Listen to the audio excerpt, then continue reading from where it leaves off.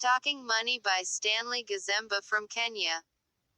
Mukidani stood in his doorway and watched his elder brothers as they walked towards the compound gate. His eyes were flaming red. The three of them had almost come to blows. "Go on, get out of my compound, you two," he shouted after them, waving a thick index finger at their backs. "I don't need your help here. I don't need anyone's help. At all. This is my household and I will run it as I deem fit, understood?" Quote. Ngoziwe, the elder of the two, stopped and turned, leaning on his walking stick, the patched old greatcoat he wore hanging about his tall thin frame like a scarecrow's weather-scoured sacking. "You say you don't need us," he said softly, stabbing his finger at their young. "Today your head has swollen like that of a child heavy-toed in the plowed field, hasn't it, Dugu? Well, you will need us some day," said the old man, with a slow nod, wiping at a line of spit snaking out of his trembling mouth. "Yes, you will eat dirt, I'll tell you, and you will send for us." Turning, he went on slowly out of the gate. "Jinga Sana," shouted Mukidani after them, waving his fists. "This here is my land and I am going to do damn well what I please with it," he exclaimed with a loud click of the tongue, spitting angrily in the grass. So great was Mukidani's fury it could only be assuaged after he had picked up a water pot left lying outside and dashed it against the wall. And as he lumbered back into the house, his neighbors, who had gathered on the path outside the compound, shook their heads and one by one retreated to their own compounds. In the terrible rage no one dared approach him. Later that night, after the children had gone to bed, his wife Ronica came up to where he was warming himself in the main room and sat down on her little stool, drying her hands nervously on the edge of her worn lasso. "Mukidani, my husband, you must listen to what your brothers are telling you," she pleaded. "Ngoziwe and Agoya have a point. No one can stop you doing what you please with the land, but still, selling it off needs consultation. Maybe you should think of leasing it for a period of time instead." Quote. She watched him, awaiting a response. But he said nothing. "Mukidani, I am speaking to you," she carried on, emboldened. "Do you even know those people you want to sell the land to? You know that hardly anyone in this village does business with the Galos. Their money is not good, we don't know where they get it from. You should not turn a deaf ear to what everyone tells you, Mukidani." All this while Mukidani was sitting still, his gaze fixed on a point on the wall in front of him. All of a sudden he sprang to his feet, his hand reaching up into the smoky jambi ceiling where he kept his hippo-hide whip. The woman's screams rang through the village as the blows fell, shattering the still of the dark August night. It was only in the small hours that her whimpering finally died down. Gallus' large four-wheel drive turned into the compound and drove up to the huge Msunzu tree, startling the cows tethered to the scarred tree trunk with the deep roar of the motor as it was turned off. Mukidani came out of his house and went to meet his visitors. He was dressed in the long chiton shirt that he kept at the bottom of the clothes trunk reserved for special occasions, his shepherd's hat set at an angle on his rounded head. "Caribou Sana, you have kept me waiting longer than we agreed, Bwana Gallo. For a while there I thought you would not come," he said with a bright smile, glancing at the heavy watch on his wrist though it had stopped functioning long ago. "Ah, good day to you, Mukidani," said Gallo with an equally bright smile, climbing out of the vehicle. "You know I am a terribly busy man, Bwanal. Sometimes, I even forget my appointments." He was a stout man, round like a barrel, with a dark chubby face which shone like that of a well-fed hippo. Gallo was in the company of a thin bespectacled man who Mukidani had never seen before and who wore a stiff sarnile that didn't quite reach his steely eyes. He was dressed in a crisp Karanis suit and carried a leather attaché case. Well, at least you came then. I don't think anything is lost. After the introductions had been made, Mukidani bade them welcome into the house, but they declined. And so they set off for the portion of the land that Gallo was eyeing down by the river. As they surveyed the land, Mukidani walked alongside, chatting them up. You have seen for yourself. A fine piece of land, he said after they had returned to the shade of the Msunzu tree. The fertility of the land is certainly not in doubt, said Gallo, taking out a crisp, perfumed white handkerchief. It will certainly grow good Napier grass for my cattle. What I'm worried about is how my truck will access it to collect the fodder. The road here seems rather narrow. Ah, that is a small matter, my friend, said Mukidani enthusiastically. I can organize a band of boys to clear the bush along my fence. I wouldn't mind felling the trees along that side. Quote. Well, if you can organize the work team for me, I will be most willing to negotiate their pay with them, said Gallo. That I will, Bwana. Just leave it to me. In that case then I suppose we negotiate. Quote. Mukidani had expected it to be a long tussle in which either party would tug back and forth, something he was well prepared for, given his experience buying and selling cattle at the local market. He was surprised when the wealthy man accepted his opening offer of $500,000, which he had sprung out of the blue, as was the haggling custom. Really his intention was that they pull and push to roughly half the figure. And he was even more surprised when Gallus' slim accomplice rose and went to the car and returned shortly with another black leather briefcase. The slim man donned a pair of spectacles and opened the case. He took out a stapled sheaf of papers and scanned them briefly, entering some figures in the blank spaces with his bureau, before passing it across to Mukidani to sign. You can put your sign at the places marked with an X, said the man in the crisp Kiswahili tone of a cultured man who spent his days in a neat office. Now, the truth was that Mukidani had never been to any classroom to speak of. On a few occasions his father, Kizungu, had attempted to take him to the local school. He had jumped out through the window and dashed across the yard, hopping over the chul hedge and away to the marshes down by the river, where he passed his day with his friends playing simbi and roasting maize that they had carried off someone's farm. But that was not to say that the lack of a classroom had denied him much in life. For soon after he came of age and graduated from the marshes and got married, he moved to the local cattle market, where he preferred the art of buying and selling, mastering the steadfast stare with which you arrested the buyer and the firm handshake that rattled the shoulder and which sealed a deal like nothing else he knew. He left the market and passed by the thereafter butchery for a cut of beef before retiring. The day's good fortune with his buddies at the beer balls, stealing pinches at the rump of to laugh off the fat proprietress, his day ended. But right then, confronted with the papers needing his signature, he faltered. Perhaps, Ngoziwe and Agoya were not so bad to have around after all. The slim man promptly surmised the cause of his discomfiture and rushed off to fetch an inkpad, to which Mukidani applied his thumb and transferred the prints to the places the man pointed out.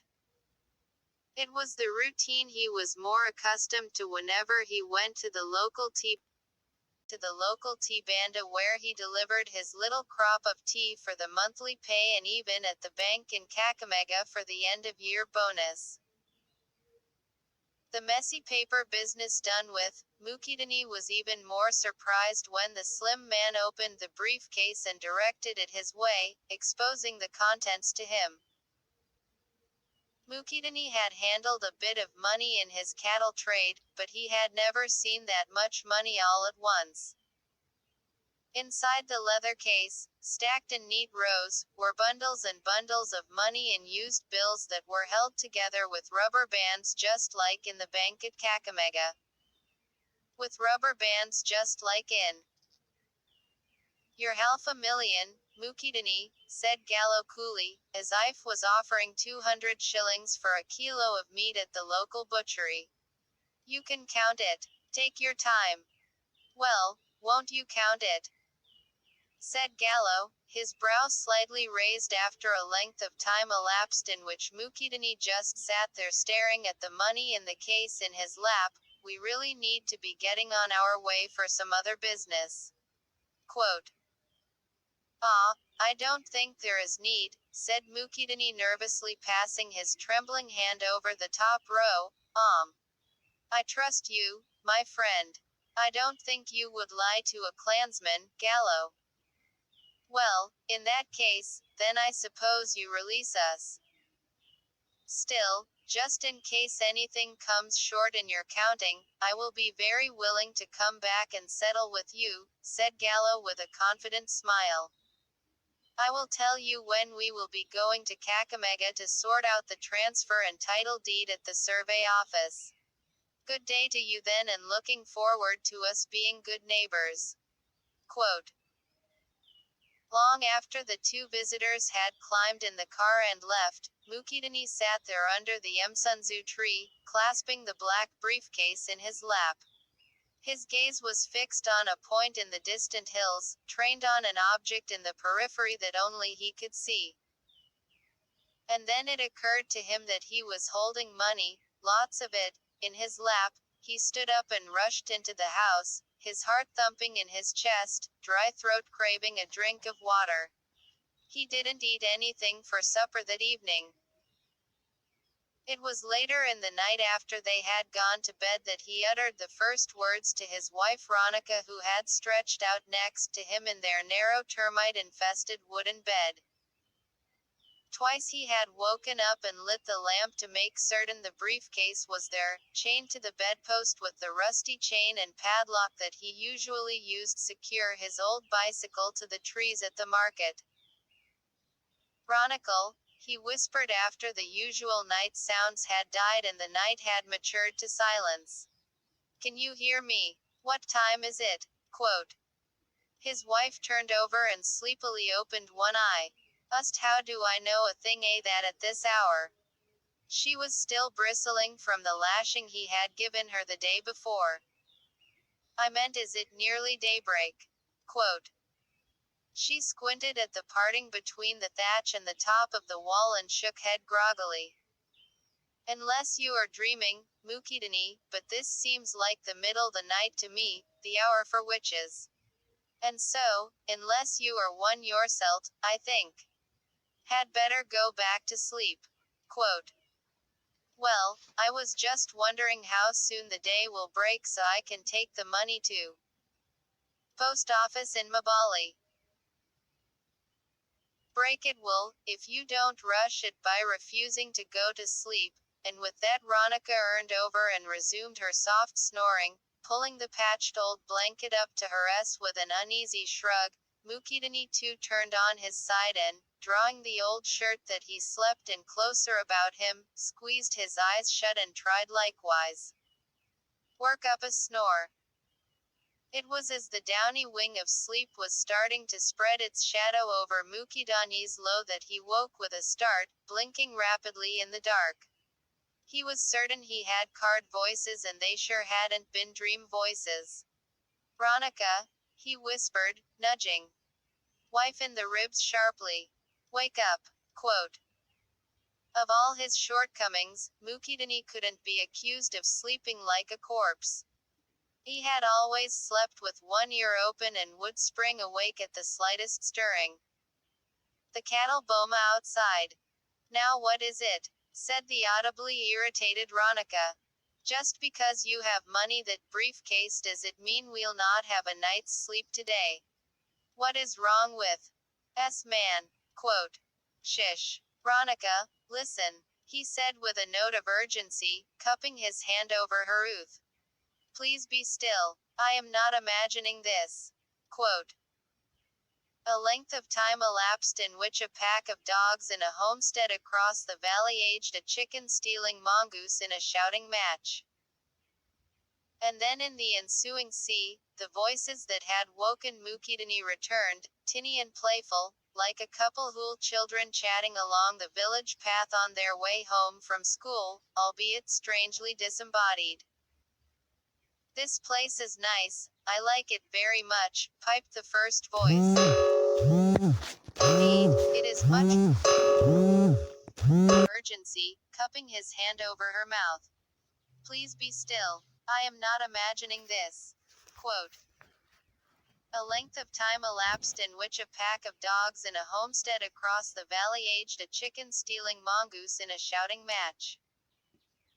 And then in the ensuing sea, the voices that had woken Mukidani returned, tinny and playful, like a couple who'll children chatting along the village path on their way home from school, albeit strangely disembodied. This place is nice, I like it very much, piped the first voice. Indeed, it is much better than our old place, said the corresponding voice. Magu. It is very warm here close to the fire, we will grow fat in a couple of days. Magu. Magu. Quote. Magu. And our new hosts are kind-hearted people too. Quote. Yes, they welcomed us very well. At least here we'll have space to play. Magyal. Magu. Quote. Mukidani had frozen stiff beside Bis' wife in the bed as they listened to the strange conversation, his whole body covered in sweat. Beside him, his wife was none the better for fright, her bony hand clasped on his wrist, bosom heaving. The strange voices were coming from right underneath the bed where Mukidani had left the briefcase. In the morbid silence that had descended, they waited, their breath held. But the voices did not come again. Mukidani at length, still speaking in a whisper, letting out his breath slowly. You heard that clearly, didn't you, Ronica? Said Mukidani still speaking in a whisper, letting out his breath slowly. I did, Mukidani, said Ronica, letting go of his wrist. My ears are fully awake, who were they? Said Mukidani in a frightened childlike whisper. You ask who they were, do you? Said Ronica in a shrill voice, sitting up in bed. Her breath was whistling through her teeth in the tense darkness, her tone scolding I will be damned, but those were certainly Viganda's spirits speaking. I have no doubt in my mind about it, I have heard of these things before, but today was really my first encounter with them. Light the lamp, I say. Quote. But Mukidani's hands were shaking as he groped about for a matchbox and put a flame to the sooty tin lamp on the rack above the bed. Yes, now you will listen to people, Mukidani. Now you will listen, I tell you. Said Ronica, springing out of bed and moving to the far end of the room. There was a wild look in her eaves, her face slick with sweat. The money in the briefcase speaking, you mean? Mukidani was shaking. Go on, take it. Snapped Ronica, a note of hysteria in her voice. Take your millions, Mukidani, go on, do not now be afraid of it, big man who is hard of hearing. She was adjusting her lasso around her waist, her lined face set as if she was going to fly at him and wrest him to the floor. I warned you about the gallows. Didn't I? Ngozi and Agoya warned you two against this, didn't the big man? And what did you do, Tell me, what did you do? Quote. Come on, Ronica, pleaded Mukidani, backing into a corner, scared of touching the briefcase. We are not even sure about this. Quote. But the briefcase confirmed the grim news for him shortly. Now they are talking loudly, complained the voice inside, stifling a yawn. I don't shouting. It was better with the silence. One don't like it either. I wish they could stop. Tea makes me hungry, answered the other. You say goy, exclaimed Mukidani, throwing his hands on his head. What madness is this? Quote. He, laughed Ronica hysterically, her eyes glowing angrily. Mukadaris, son of Kizingu, now you have seen it with your very eyes, havered you. Now yo have dipped your finger in the wound and ascertained for yourself, Today you will. And about the people of the world, I tell you, today you will know. Quote. In the end she had to physically drag Mukidani to the briefcase and force her to unlock the padlock and free it from the bed frame. Out she snarled, hurling the briefcase out into the night and sending Hearn after it. Go on with your devil money this very minute, find somewhere else to keep it, but not in this house, you hear. Quote. The children, who had been woken by the raised voices, huddled together in a corner, puzzled. They had never seen their mother that agitated, or their father that scared. It was the longest journey Mukidani had ever undertaken in his life. That couple of 100 yards from his compound to the Gallus seemed like a mile, with that scary case. Got heavier and heavier in his hand with every footstep he took. All around him the night swam with unseen creatures, their formless bodies squirming in and out of his bay as if they meant to entangle him in their many scary octopus arms. Occasionally, he tripped, and as he put his palm to the ground to right himself, struggling to keep the heavy briefcase in his grip, he felt a slick tendril snaking out of the darkness and coiling around his ankle, tightening in a bloodsucker's grip. In the scary moment in which he wrestled with the unseen demon, he felt the hold tighten, the razor edge biting into his flesh, but without drawing blood. And yet for some reason he just couldn't let go of the case and tail, for his leaden feet seemed set on doing the entire journey to the Gallus and nothing short of that. It was a big relief when he finally saw the electric light the Gallos had installed at their high wrought iron gate, looming in front of him. The moment he approached the gate, two huge hounds came bounding out of the flower bushes, their teeth flashing. I say, Gallo, open up for me, shouted Mukidani. It is I, Mukidani. There was a moment of silence before a light went on in one of the windows of the double-storied brick house. All this while, the dogs had been snarling at him from a distance, but now as he attempted to rap on the gate, they both lunged at him, clinging on to the metal grill, a manic glint in their shiny eyes. It was as he was almost giving in to the hysteria and tossing the heavy briefcase over the gate that he saw a bright light flash from the direction of the partly hidden front porch, the powerful beam seeking him out and playing around his chest and legs. Baya, Mukidani, what brings you here at this hour of the night? Said Gallo, drawing closer, his bedroom slippers slapping a patta-patta rhythm on the baked brick. Drive. Anything the matter? Quote. Still your dogs, Gallo. I am not a thief or a witch that they may tear to pieces, shrieked Mukidani breathlessly. And yes, something is the matter. I changed my mind about selling the land. Here is your money. Before Gallo could take in what it was all about, Mukidani had dumped the briefcase at the gate and taken off into the night like an arrow. And he wouldn't stop to catch his breath, not even when he banged his head on low-hanging branches or knocked his toes on outcropping roots on the path, opening up flesh painfully. All that